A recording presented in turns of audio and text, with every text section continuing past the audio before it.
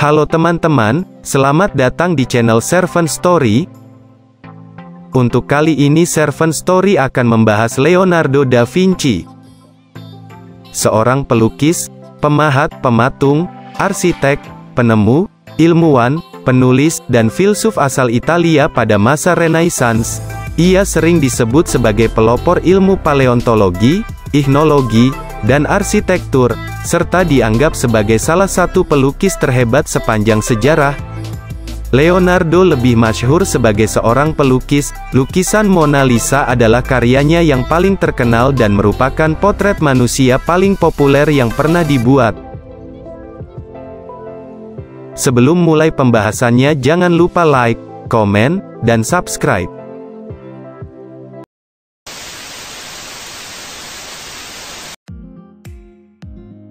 Leonardo lahir pada tanggal 15 April tahun 1452 di kota Vinci. Kota tersebut terletak di lembah Sungai Arno di wilayah Republik Florence yang dipimpin oleh Medici.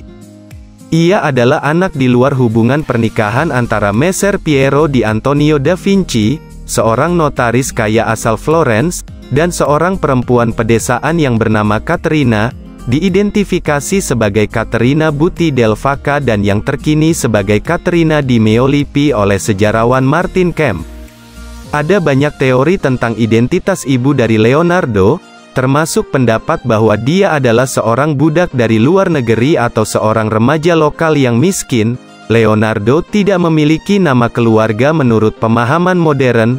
Da Vinci sendiri hanya berasal dari Vinci. Nama lengkapnya saat lahir adalah Leonardo di Ser Piero da Vinci, yang berarti Leonardo dari Ser Piero Vinci. Pada tahun 1460-an, keluarga Leonardo hijrah ke Florence. Saat ia masih berusia 14 tahun, di sana ia bekerja di sebuah studio seni milik Verrocchio, yang merupakan pelukis dan pemahat patung terkenal pada masa itu. Leonardo menjadi murid Verrocchio pada usia 17 tahun dan terus menjalani pelatihan hingga 7 tahun kemudian. Beberapa pelukis terkenal lain yang juga berlatih di studio seni Verrocchio adalah Domenico Ghirlandaio, Perugino, Botticelli, dan Lorenzo di Credi.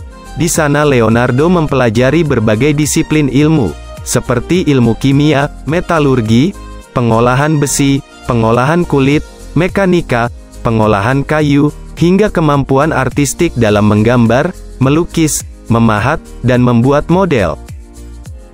Pada bulan Januari tahun 1478, Leonardo secara pribadi mendapat tawaran untuk melukis sebuah altar di Kapel Saint Bernard di Palazzo Vecchio, indikasi bahwa ia telah lepas dari studio seni Verrocchio. Seorang penulis anonim mengklaim bahwa pada tahun 1480, Leonardo telah tinggal dengan keluarga Medici dan sering bekerja di Taman Piazza San Marco, Florence, di mana para seniman, penyair, dan filsuf di bawah naungan Medici bertemu.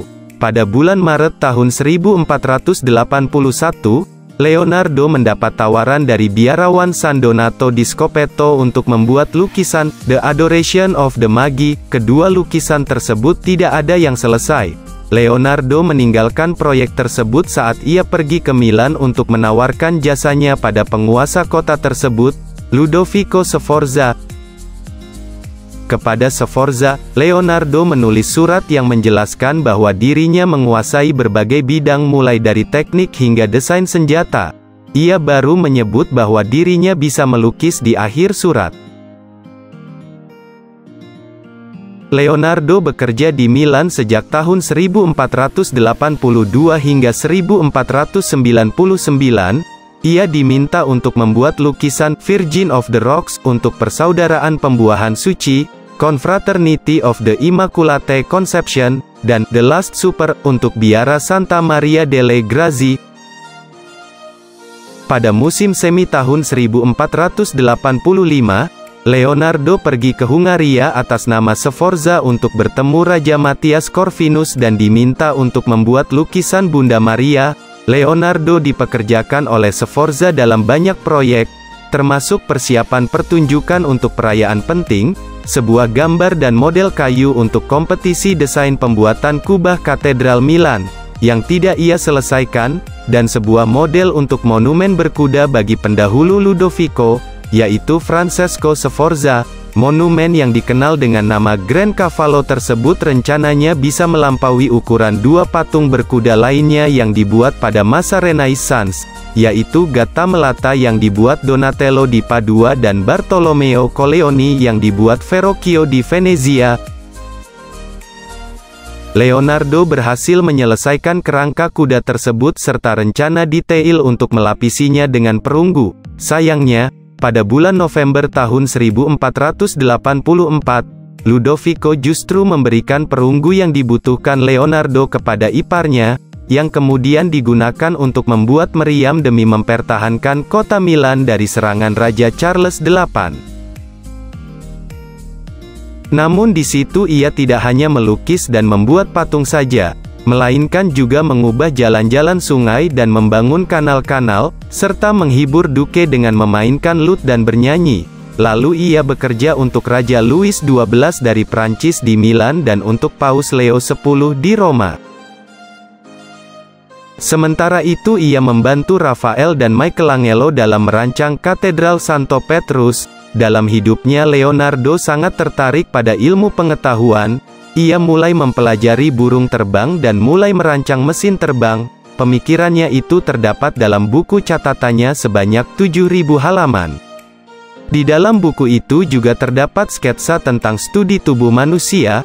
Pada zaman itu, anatomi tubuh manusia tak lebih dari sekadar kira-kira karena siapapun dilarang keras membedah jenazah. Dengan kenekatannya mencuri-curi kesempatan membedah-bedah tubuh orang mati, di kemudian hari tindakan yang tak lazim pada zamannya ini memberikan kontribusi yang sangat besar bagi dunia kedokteran. Mahakaryanya, jamuan terakhir pada tahun 1495 sampai tahun 1497 yang dilukis pada dinding biara Santa Maria di Milan, kini telah rusak akibat dimakan waktu. Lukisan terkenal lainnya adalah Mona Lisa yang kini terdapat di Museum Louvre Paris. Sebuah spekulasi yang beredar tentang siapa sesungguhnya Mona Lisa antara lain menyatakan bahwa citra perempuan tersebut merupakan hasil rekaan wajah Da Vinci sendiri. Spekulasi yang lain menyatakan bahwa perempuan tersebut memang pernah ada, seorang istri pedagang.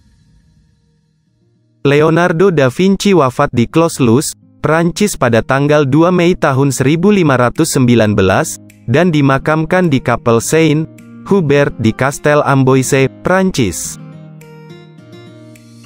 Setelah meninggal dunianya, sangat kuat ditengarai bahwa Leonardo pernah memegang peranan sebagai orang terkuat di sebuah organisasi rahasia bernama Priory of Sion yang berlaskarkan kesatria kenisah.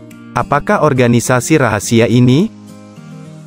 Banyak fakta mengarahkan pada suatu dugaan bahwa Priory of Sion merupakan sebuah organisasi yang menjaga ketat-ketat rahasia sejarah Kristiani menurut versi yang berbeda dari kitab Injil yang beredar di masyarakat. Yang dirahasiakan adalah mengenai siapa Mesias yang sesungguhnya dan kemungkinan Yesus tidak menjalankan hukum selibat. Dalam versi yang sempat menimbulkan kontroversi ini diyakini bahwa Mesias yang sesungguhnya adalah Santo Yohanes Pembaptis.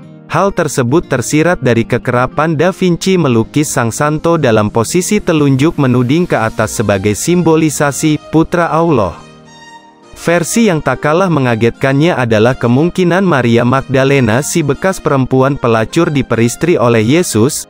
Namun semua hal tersebut tidak terbukti kebenarannya hingga saat ini, sehingga tudingan ini hanya dianggap sebagai langkah untuk memojokkan posisi umat Kristiani. Mungkin seperti itulah kisah dari Leonardo da Vinci. Jangan lupa terus dukung channel ini dengan cara klik tombol subscribe, like dan komen, supaya lebih bersemangat dalam membuat video dan cepat upload. Sekian dan terima kasih.